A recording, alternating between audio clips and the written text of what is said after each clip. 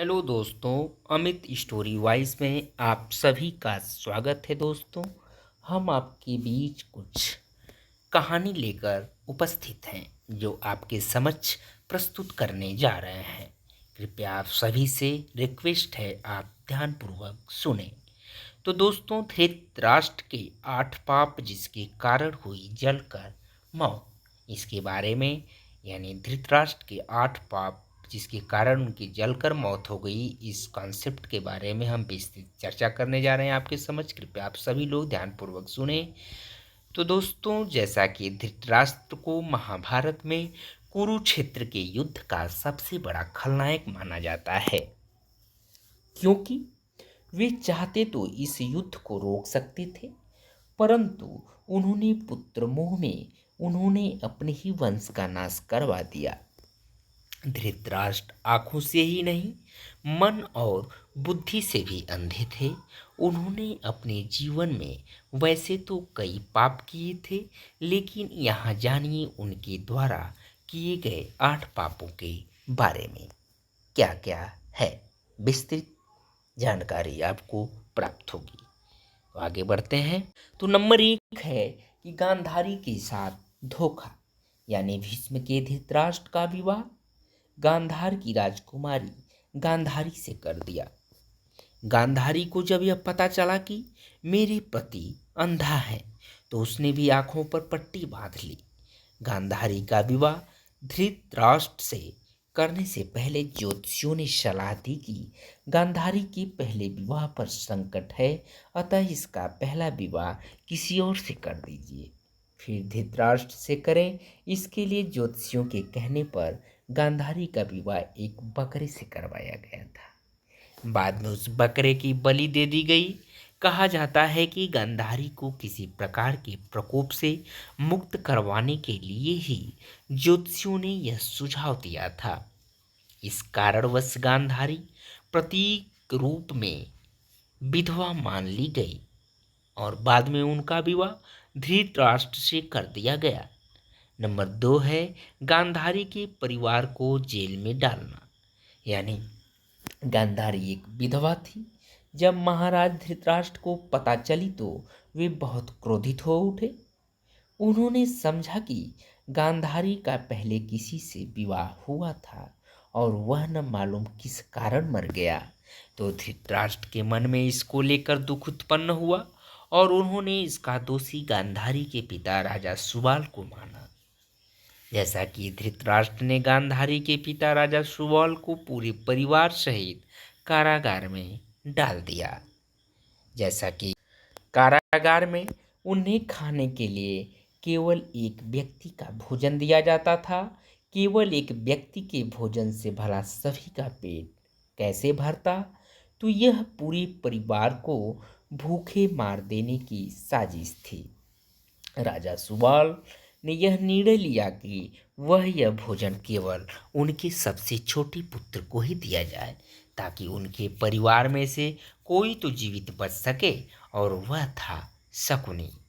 यह भी कहा जाता है कि विवाह के समय गांधारी के साथ उनका भाई शकुनी और आयु में बड़ी उनकी एक सखी हस्तिनापुर आई थी और दोनों ही यहीं रह गए थे।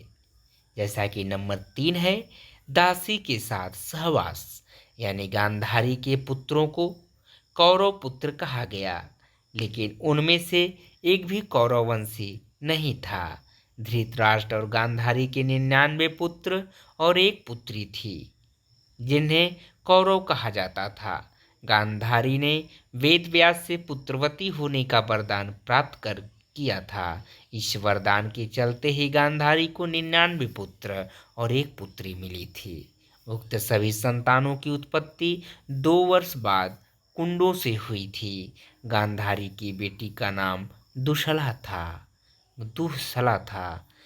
गांधारी जब गर्भवती थी तब धृतराष्ट्र ने एक दासी के साथ सहवास किया था, जिसके चलते युत्सु नामक पुत्र का जन्म हुआ।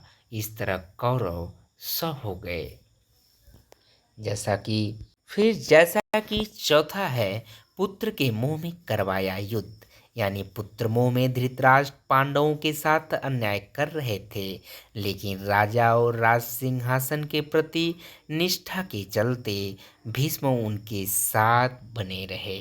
धृतराष्ट्र ने अपने पुत्र मोह में सारे वंश और देश का सर्वनाश करा दिया।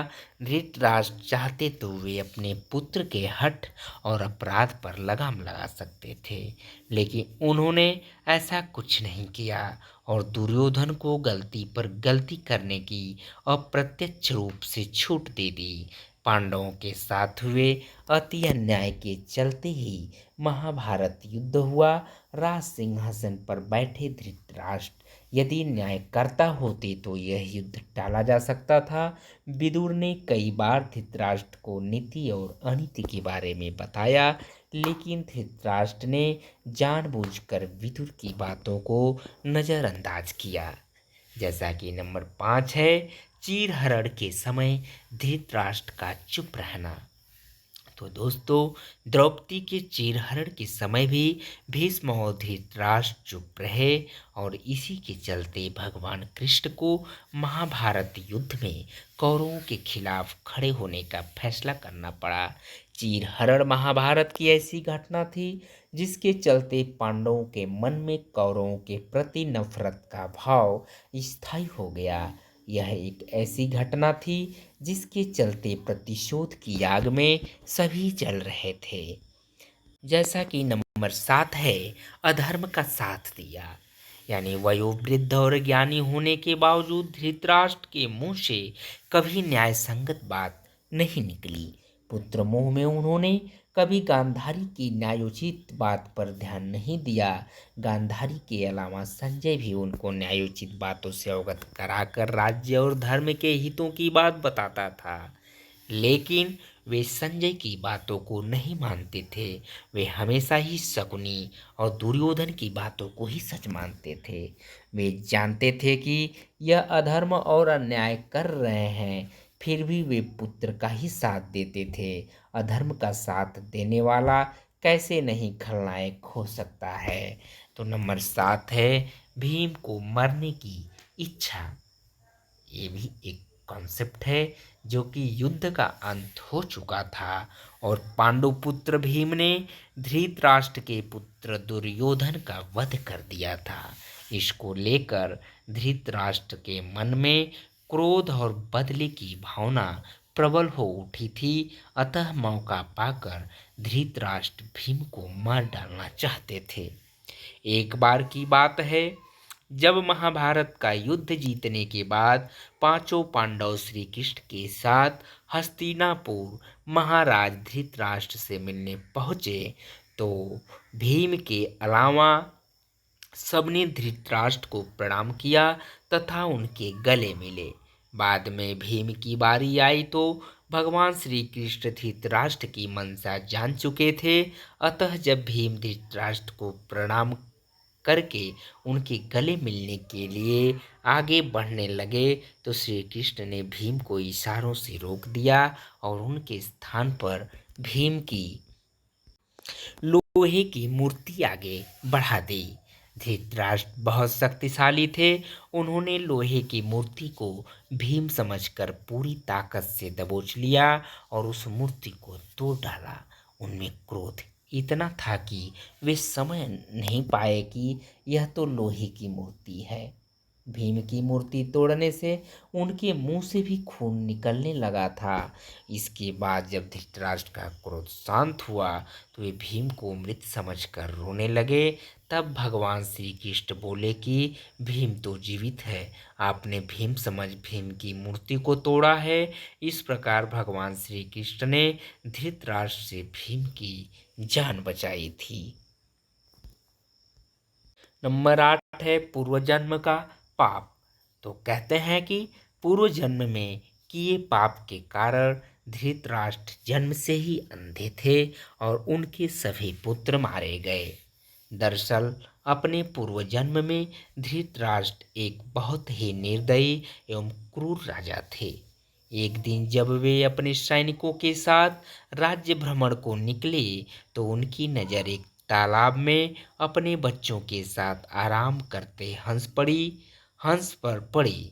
उन्होंने सैनिकों को तुरंत आदेश दिया कि उस हंस की आंखें निकाल ली जाए। सैनिकों ने राजा की आज्ञा का पालन किया। दर्द से बिलखते उस हंस की आंखों को निकालकर राजा अपने सैनिकों के साथ आगे बढ़ गया। तो उस हंस की असहनीय पीड़ा के कारण मृत्यु हो गई। इस घटना को देखकर उसके बच्चे भी मृत्यु को प्राप्त हो गए। मरते वक्त हंस ने राजा को श्राप दिया था कि मेरी ही तरह तुम्हारी भी यही दुर्दशा होगी। इसी श्राप के कारण अगले जन्म में धृतराष्ट्र अंधे पैदा हुए तथा उनके पुत्र उसी तरह मृत्यु के प्राप्त हुए जिस तरह हंस के। तो दोस्तों, मृत्यु कैसे हुई? तो महाभारत युद्ध के 15 वर्ष बाद धृतराष्ट्र, गांधारी, संजय और कुंती वन में चले जाते हैं। 3 साल बाद एक दिन धृतराष्ट्र गंगा में स्नान करने के लिए जाते हैं और उनके जाते ही जंगल में आग लग जाती है। वे सभी धृतराष्ट्र के पास आते हैं। संजय उन सभी को जंगल से चलने के लिए कहते हैं, लेकिन दुर्बलता के कारण धृतराष्ट्र वहां से नहीं जाते हैं। गांधारी और कुंती भी नहीं जाती हैं। जब संजय अकेले ही उन्हें जंगल में छोड़ चले जाते हैं, तब तीनों लोग आग में झुलस कर मर जाते हैं। संजय उन्हें छोड़कर हिमालय की ओर प्रस्थान करते हैं, जहां वे एक सन्यासी की तरह रहते हैं।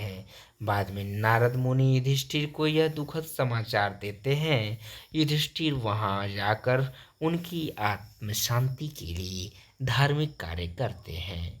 तो दोस्तों, ये रहा कहानी जो आपको पसंद आई होगी। तो कृपया आपसे उम्मीद है, निवेदन है कि अमित स्टोरी वाइज चैनल को सब्सक्राइब करें, लाइक करें एंड शेयर करें। बहुत बहुत धन्यवाद। साथ ही डिस्क्लेमर में हम कह सकते हैं कि यहाँ पे जो भी जानकारी हमने दी है, आप तक साझा किए हैं, वो इंटरनेट द्वारा प्राप्त हुई कहानी है। अमित स्टोरी वाइज इसकी पुष्टि नहीं करता दोस्तों। बहुत बहुत धन्यवाद। थैंक यू सो मच दोस्तों। I love you.